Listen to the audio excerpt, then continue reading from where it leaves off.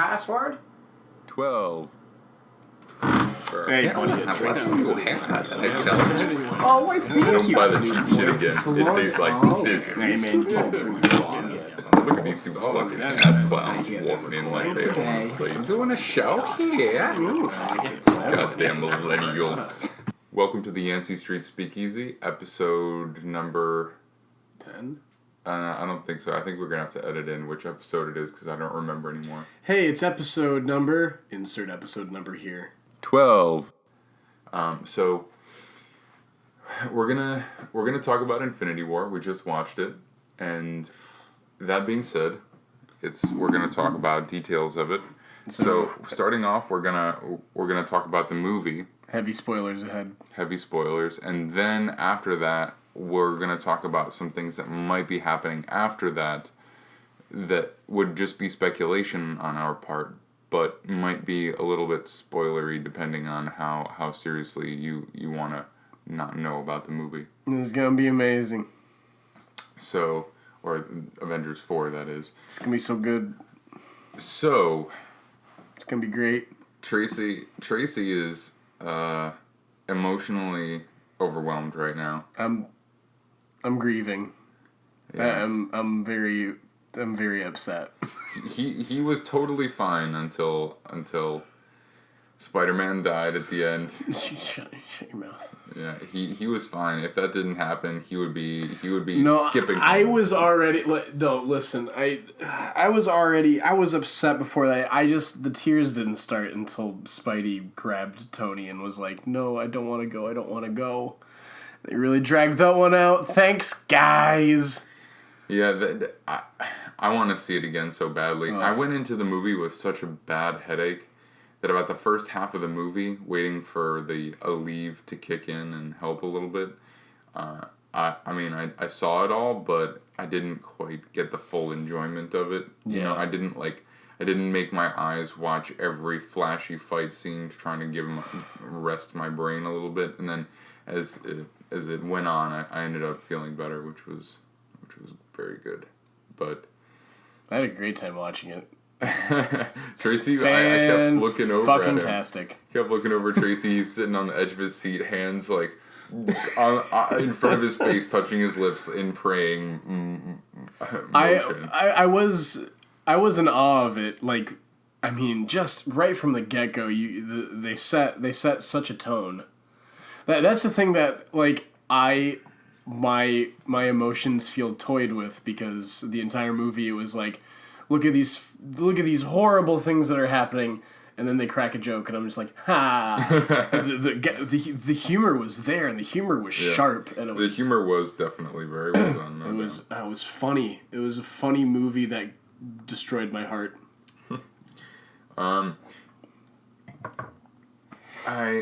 They definitely circumvented quite a few of my theories on the film.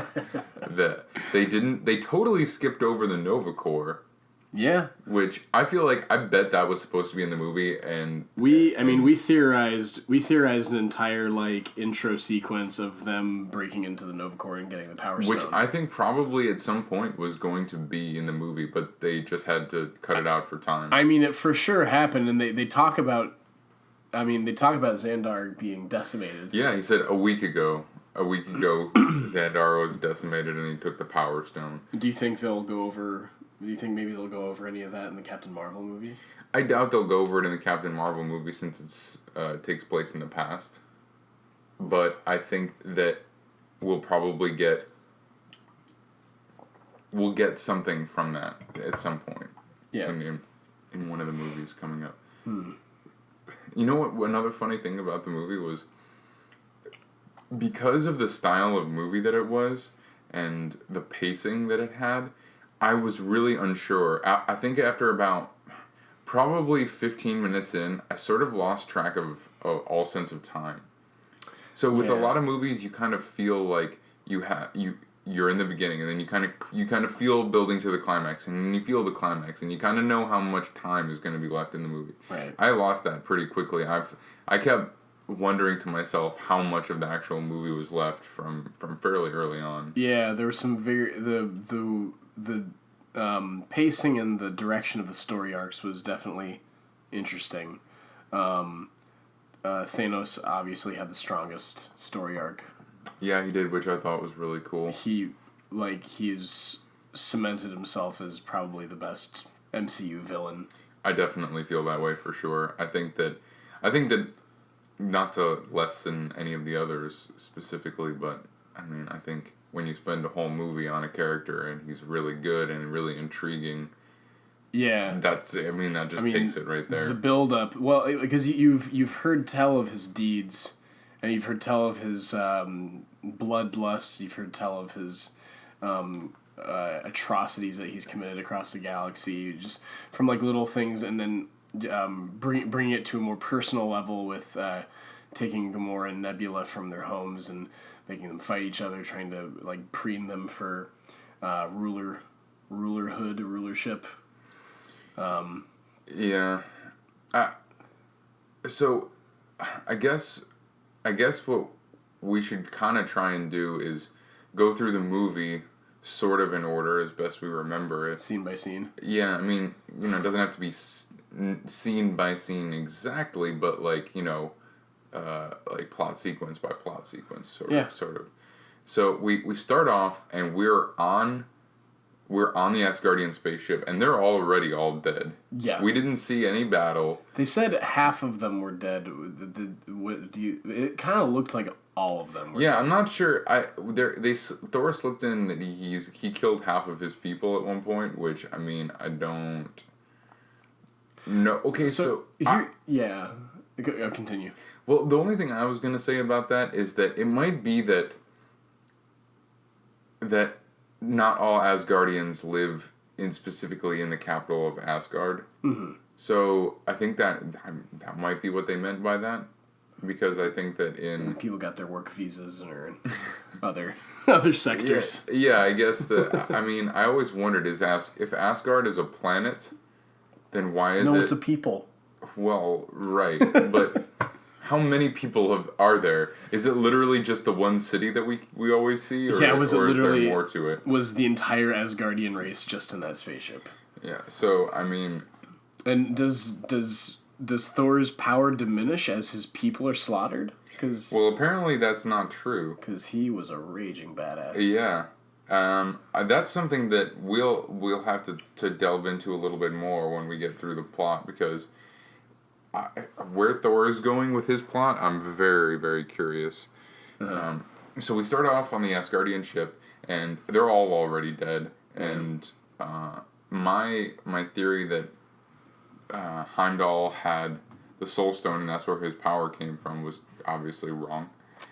So,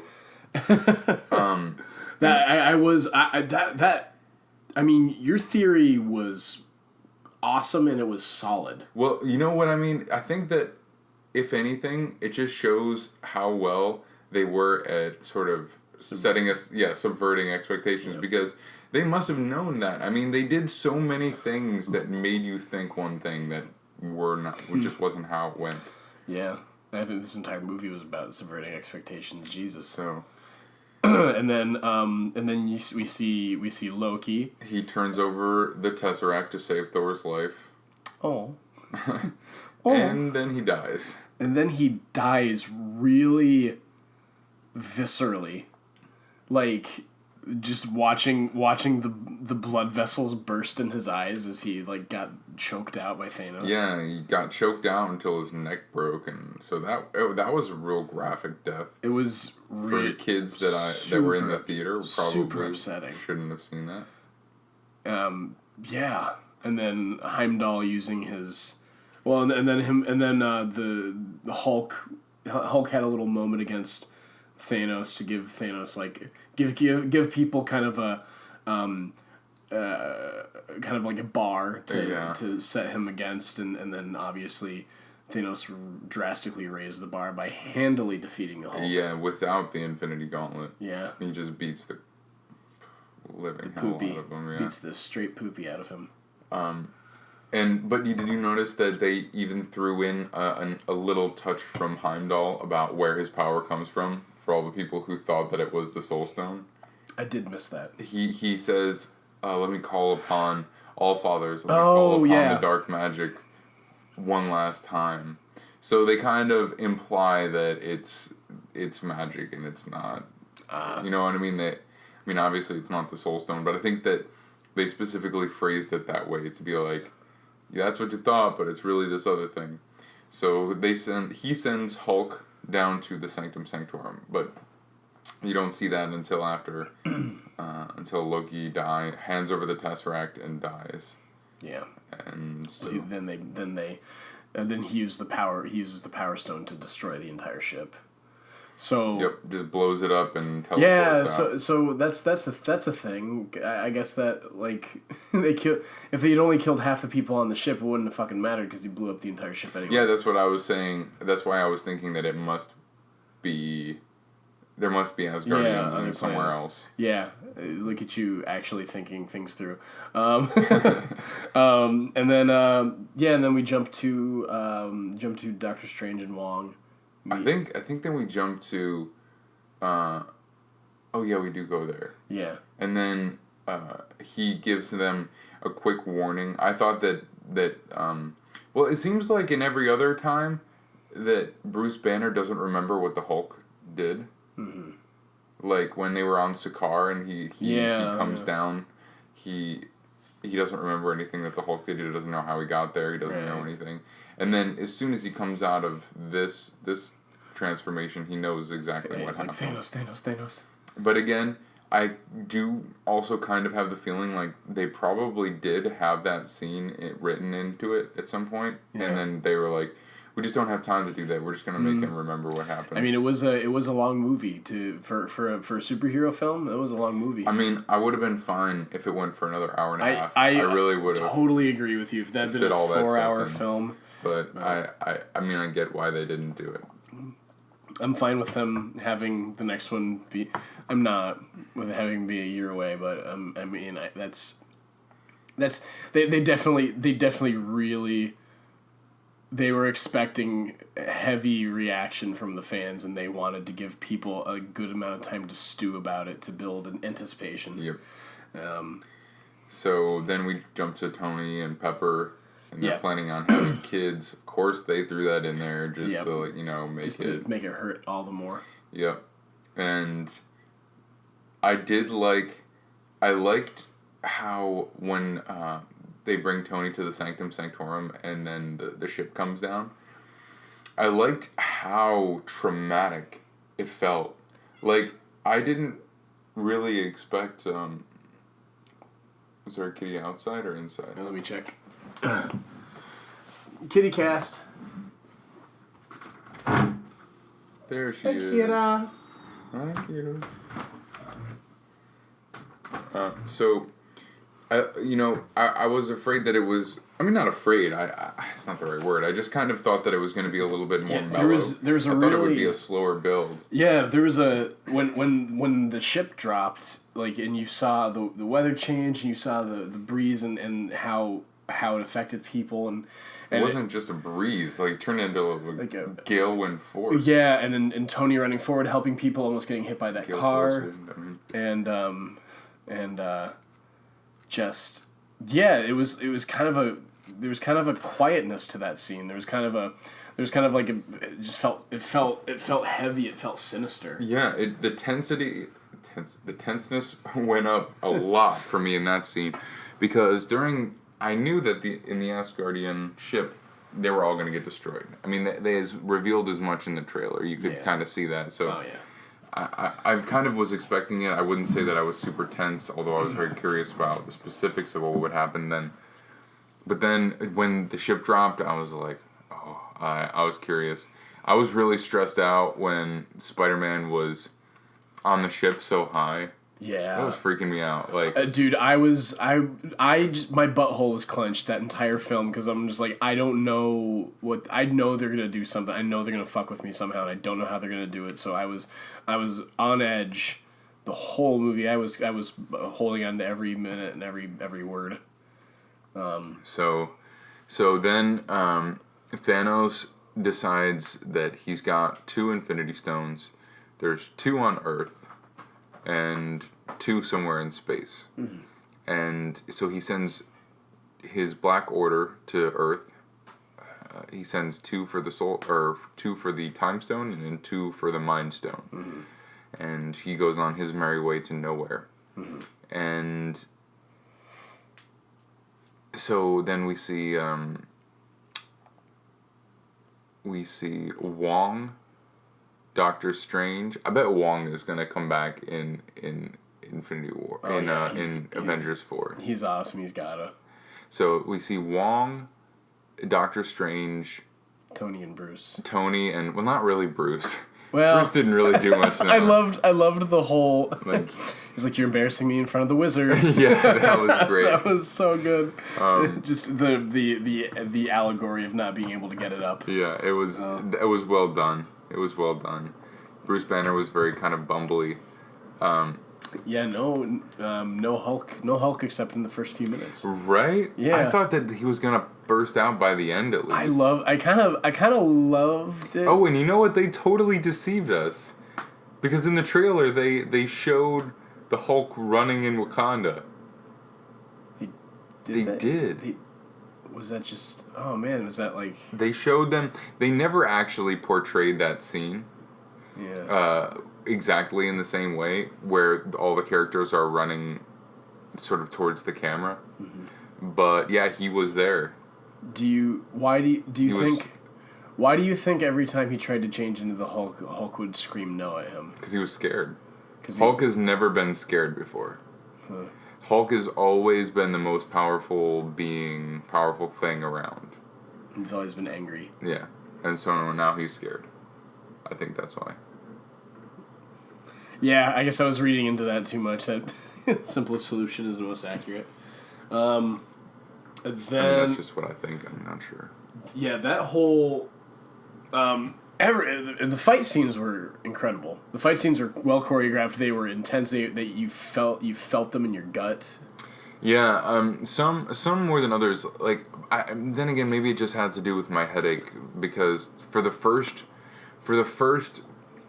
few, there were so many different people fighting different people that I was kind of having a hard time keeping up with exactly who was landing a punch. You know what I mean? Yeah, I feel you. So it's not that I didn't know who was in the battle any given moment, but it was kind of like I can't keep up exactly with how many people just punched each different character in any moment. But maybe if I go back and watch it with a clearer head, it will help.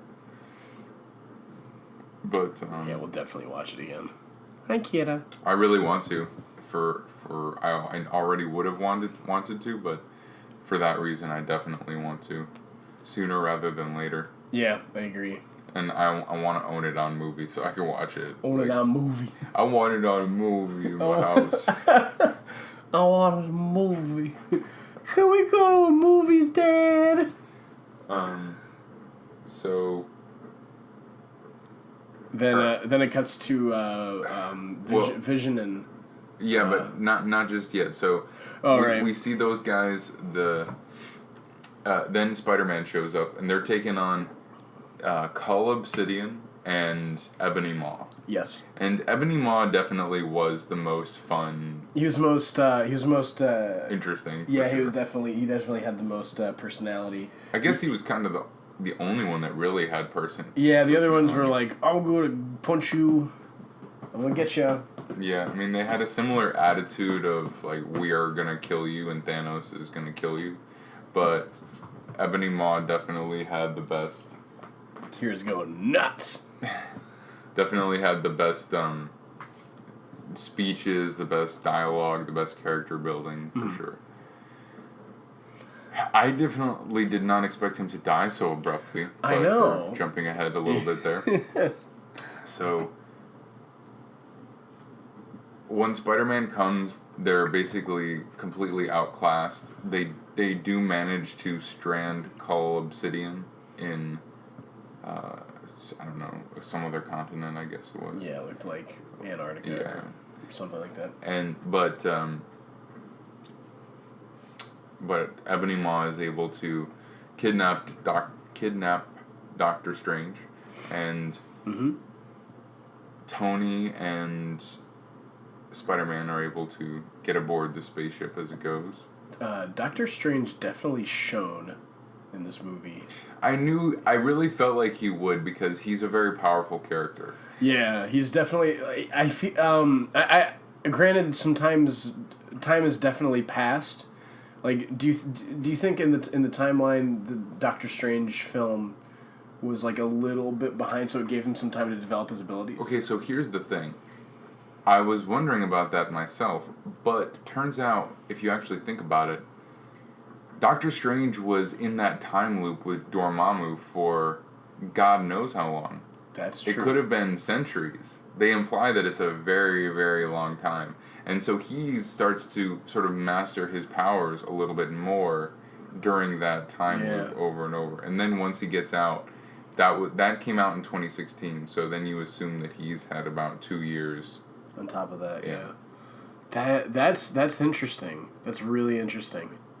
I mean, he fought against Dormammu, and what we see is probably a handful of times, and it doesn't really look like he switches up his arsenal that much. So do you think... Well, I think that... something is just implied. Yeah, I think that basically if you're going to frustrate a cosmic entity, then it's going to take more than the 5 or 6 times they show on screen. Yeah. I think that was an implication that it took a very, very long time.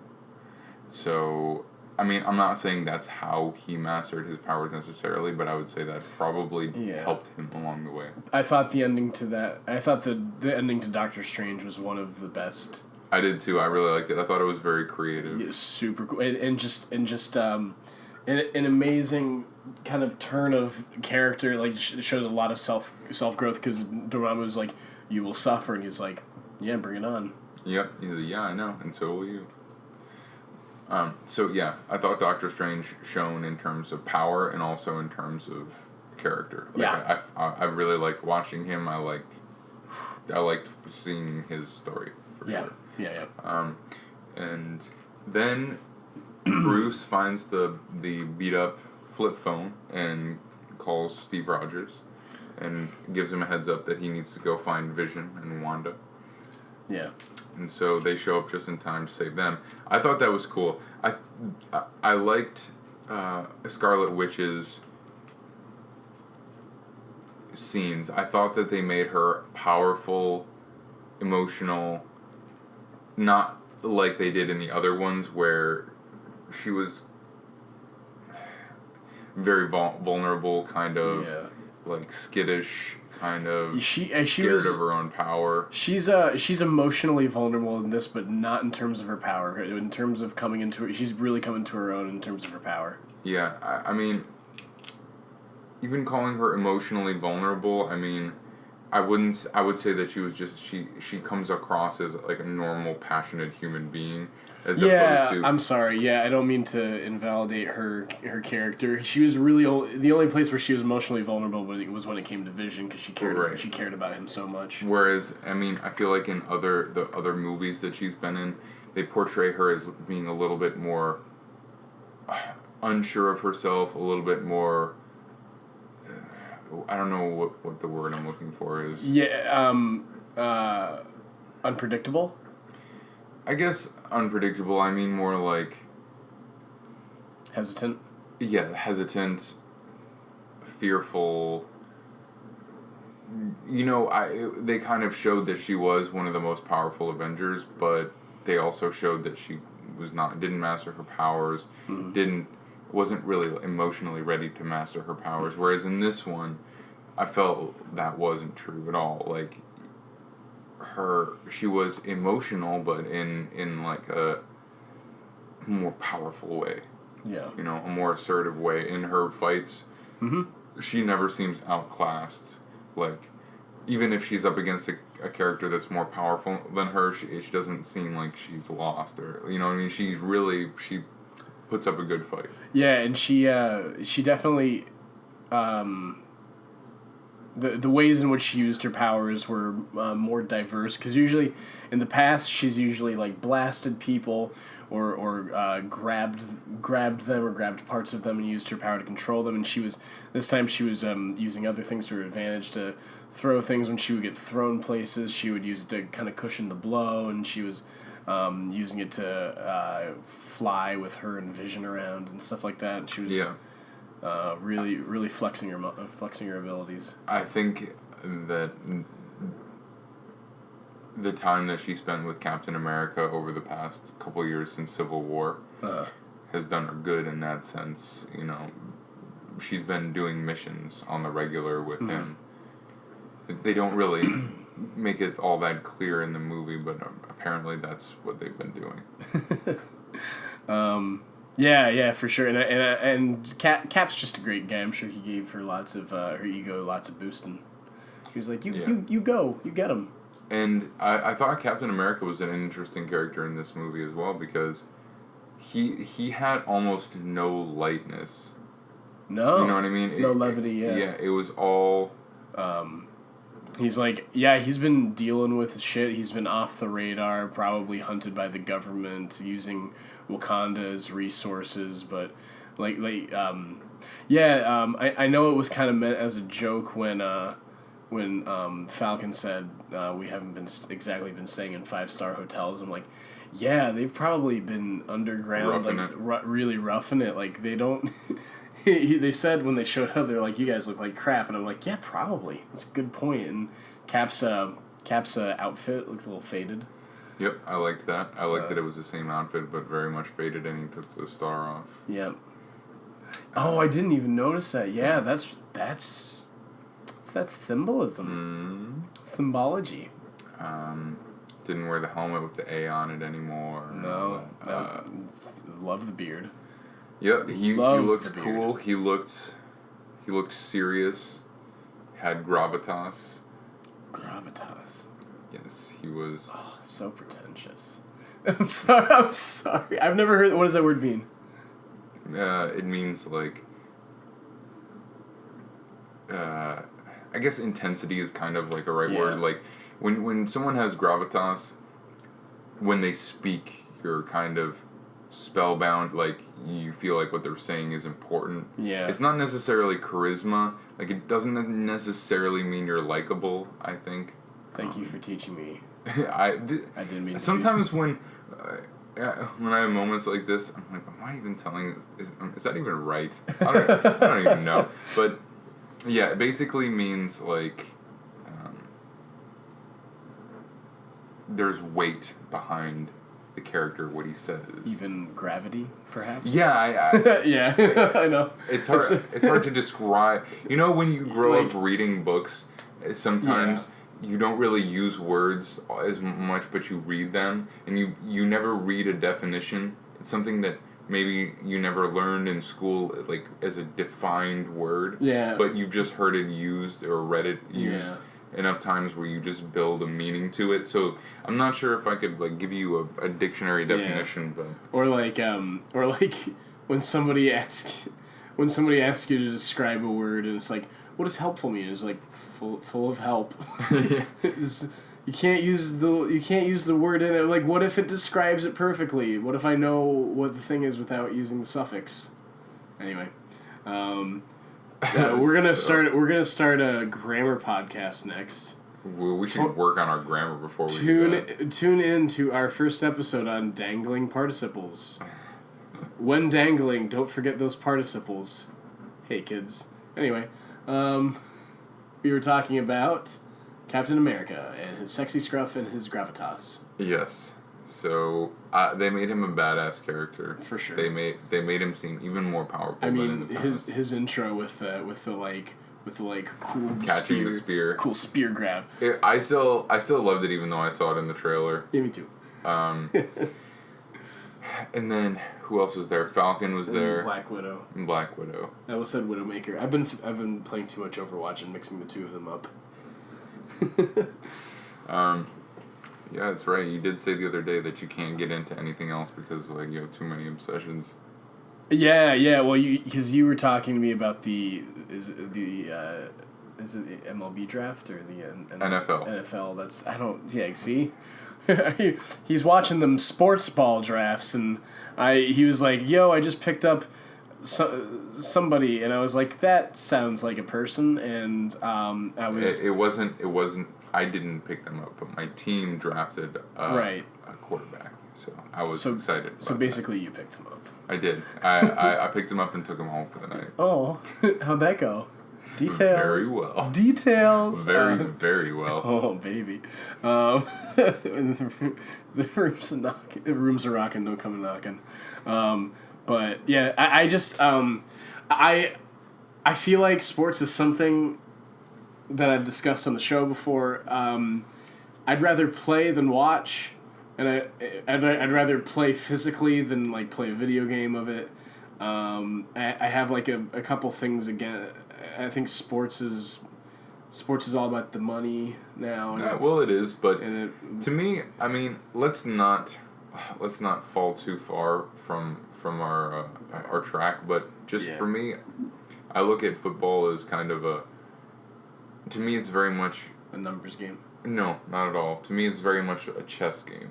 Oh. That's how that's the way I look at it, and that's how I like it. All the parts moving on the board. Yeah. In conjunction with one another. So, I mean, I can get behind that. And it is very much turn-based because the play stops and starts and stops and starts. So, even though both sides move at the same time, both players, which I guess you could kind of say are the coaches or whoever's calling the plays for that team, they're trying to predict each other's moves in much the same way that chess players are. So to me, each part kind of moves in its own unique way, and you kind of have to figure out how that affects the whole board. But anyway, that's how I look at it, and that's why I like the game. But yeah, it's I love role playing video games, Dungeons and Dragons. I play Magic the Gathering and Hearthstone and stuff like that. So when it comes to like stats and abilities and stuff like that, and I know that if I really spent some time with it, I could fall in love with sports because I would do the number crunching. I know that you would really like football. I do. I played it. I played it for 7 years. But that's the thing is I like playing it.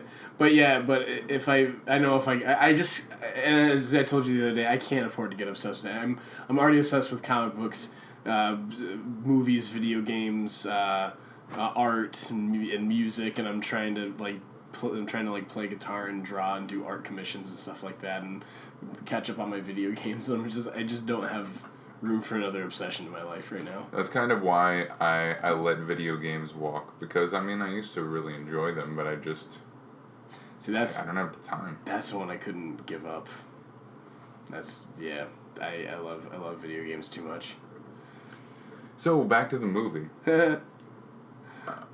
Once Cap and Black Widow and all of them come and collect Scarlet Witch and Vision, they go back to the Avengers facility, but they're not there for long before they head to Wakanda. You can see Don Cheadle sassing off the government. Yeah, he's become quite the rebel. Oh, I like his bionic legs too. they're very stylish. And then let's see. So the Earth is kind of easier to follow. Now going into space, then we have the Guardians picking up Thor. The Guardians picking up Thor, and then going to nowhere while Thor, Rocket, and Groot go to Nidavellir. Yeah. Which now this might show that I'm not quite as much of a Marvel nerd as I let on, but are the dwarves really that big in the comics, or did they just do that just for this movie? I don't know, honestly. I have no idea. I loved that they were huge. I loved that Peter Dinklage was like 70 feet tall. It was like a 70-foot tall dwarf. That was the coolest. I thought it was, 70 feet obviously was an exaggeration. But but yeah, I thought it was really cool how they did it. I was completely not expecting that. And again, if that's because I didn't know that about the dwarves in Marvel Comics, then that's that. But if they did it just for the movie, good job, because he definitely surprised me, that's for sure. In Nowhere, that was another big surprise as well, where you get there, you think that Thanos is interrogating the Collector to find the Reality Stone. Turns out he already had it before they ever showed up, which made sense to me because, I mean, if he can teleport there and they have to fly through space to get there, that's a pretty long time. Yeah. So that was a cool reveal moment too, and you see everything's destroyed and probably the Collector along with it. I would say so. I'd imagine. Or maybe he just turned and gave it up. Maybe he was like, "Yeah, just have it, man. I don't want to fight." Thanos is like he does have a weird compassionate side to him, but he really is one that likes to play with his food. Yes. Wake up. We're not done here. Pardon me. Well, you've passed the yacht on to me. You're welcome. Yeah, thanks, man. And that was one of the things I was really curious about, how he was going to use the Reality Stone, like what it was going to look like. And we really got a good taste of that in Nowhere. We got a taste of him changing reality completely, making it look completely different than it was. We got a taste of him playing with like the physical bodies of everyone. He turned Drax into like cobblestone. Yeah, like it was like he walked through a cheese wire. Yeah, and then Mantis got turned into ribbons. Yeah, that was really weird. That one was cool though. Yeah, it was a cool special effect. It was a little bit upsetting because I had a moment of like did he just kill them? but then they reassembled once he left. Yeah, then Thanos has 3 stones. Then he takes Gamora with him. And I loved how that Peter Quill actually was going to kill Gamora, but Thanos turned the gun into bubbles.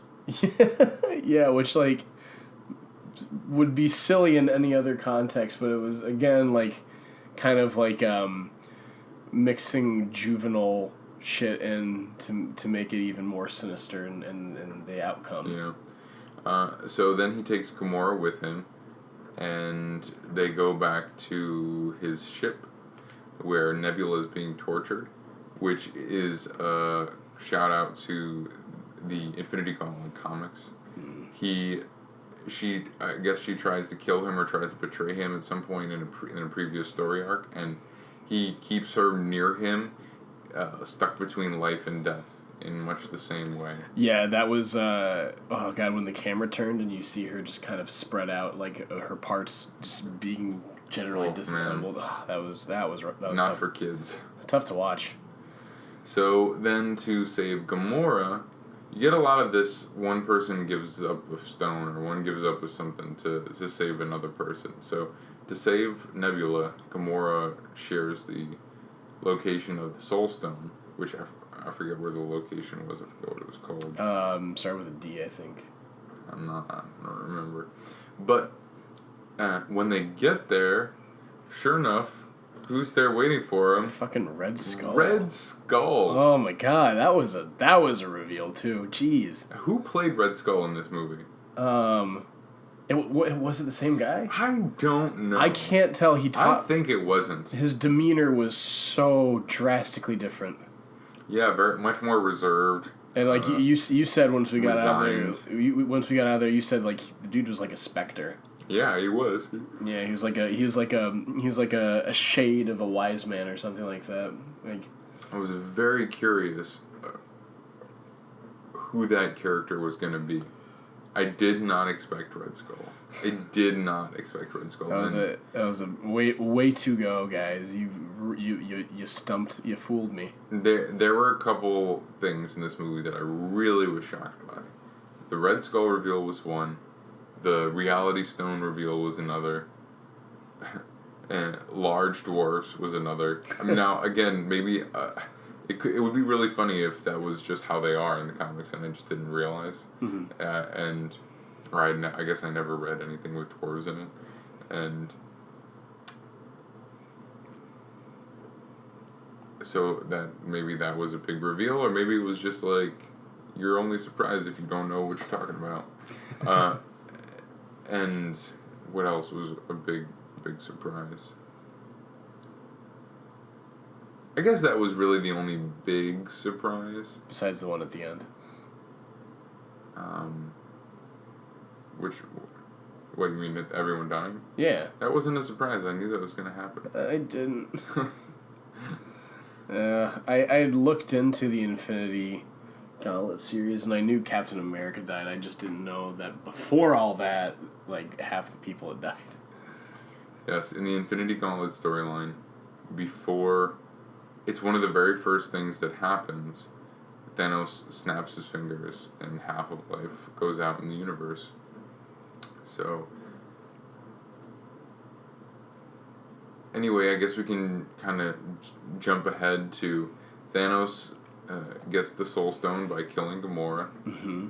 And I believe that it's a sacrifice, but the Soul Stone needs a soul to power it. So it's not like a trade, it's like you kind of imbued the stone with Gamora's soul. Right, that's what I think. Right. So she's still there somewhere.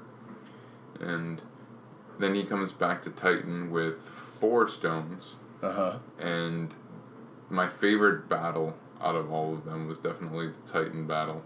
Yeah. Yeah. I think a big part of that was because Doctor Strange was in it. Doctor Strange came right out of the gun, man.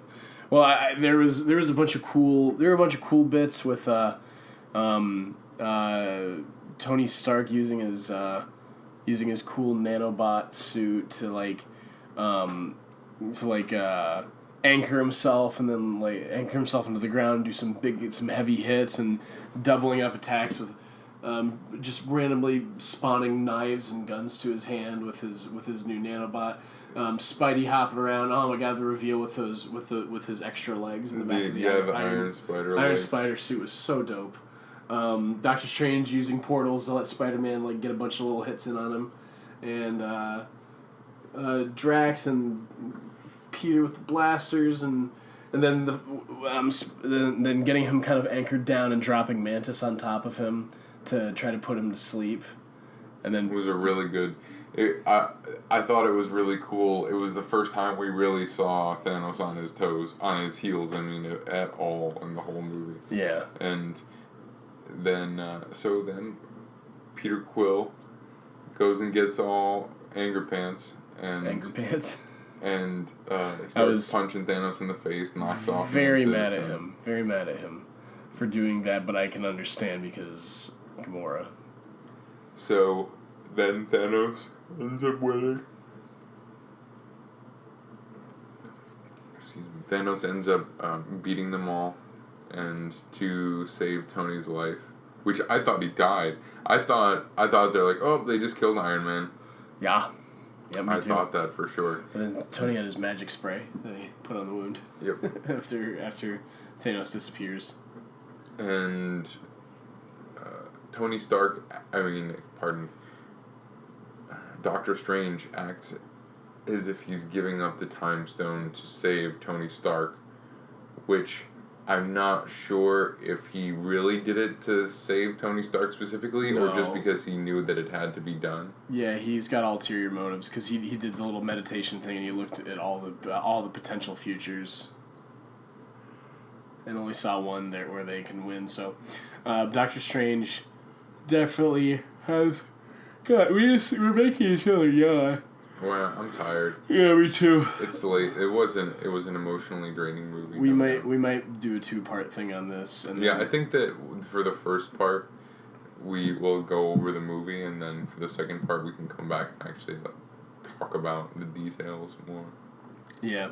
Anyway, Doctor Strange has some machinations in the works. He looks at 14 million different versions of events to see how they all play out. Eventualities, yeah. And he finds that one in all the millions, all the 14 plus million, there's only one way that they win. And he doesn't share which way that is, but I'm sure we'll find out. I'm sure it's the one that he went with. Yeah, right. Well, at least initially, but yeah, and then so that gives him all 6 at that point, right?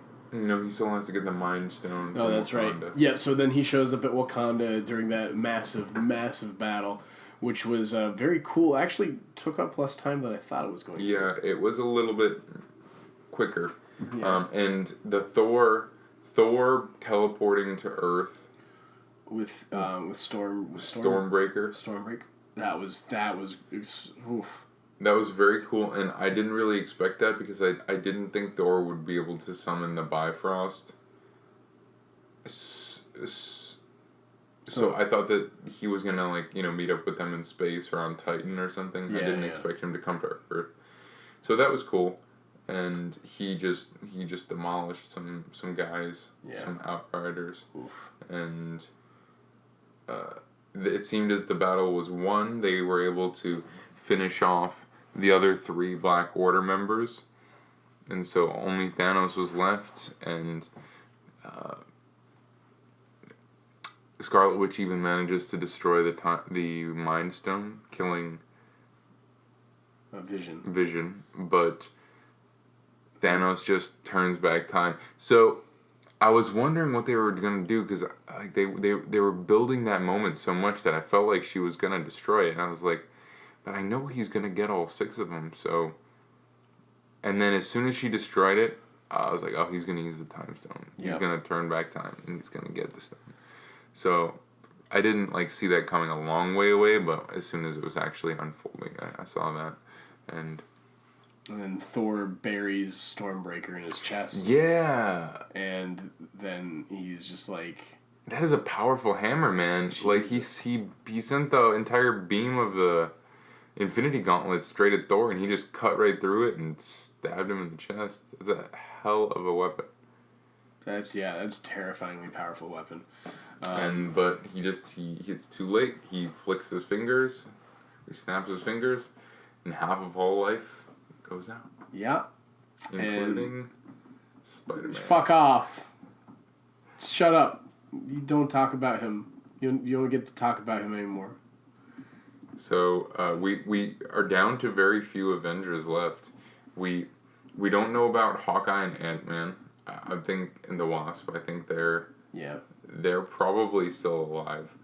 I mean, even Aunt Robin and Nick Fury are gone. Yeah, that's Maria Hill and Nick Fury are both gone. Yeah. We still have in Wakanda Captain America, Thor, Bruce Banner, and Black Widow. Mm-hmm. We also have War Machine and Rocket, and then some members of Wakanda, but we don't really know necessarily who yet. M'Baku is still there. He didn't start fading away, did he? Oh man, I don't remember. I remember seeing him there, and I don't think he faded away.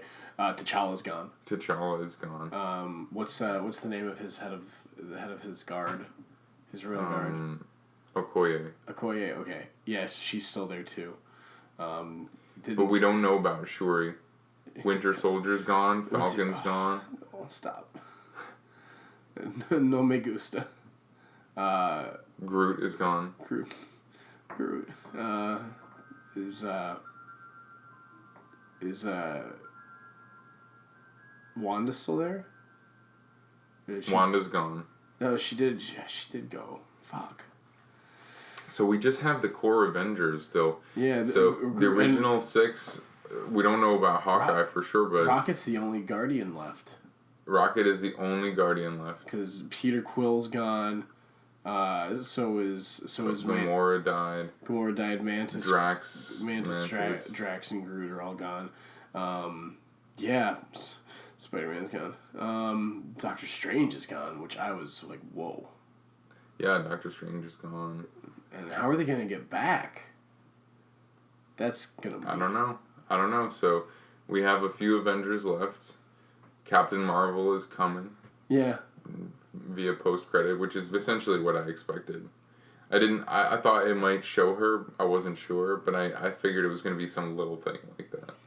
Some, like, either her getting a message or sending a message or something like that. Yeah. And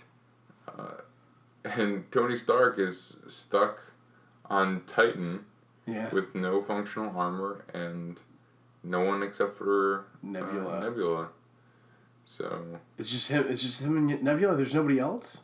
None of the other characters there lived. Huh. All right. Well, we'll table our discussion for all things Captain Marvel, Adam Warlock, and any others niceties for next time. Thanks for tuning in for this short episode, Sleepycast / Wasn't really that short, really. No, we did ramble. Hey, thanks it's over an hour. Yeah. All right, guys. Thanks for joining us. I hope you enjoyed Infinity War. I hope you enjoyed talking about it with us. Go home and heal those hearts. Yeah, and we're going to talk about it some more. Don't you worry, and we're definitely going to watch it again. Hug someone close before they turn into dust. Turn to dust in your arms. All right. All right. Until next time. Love all y'all.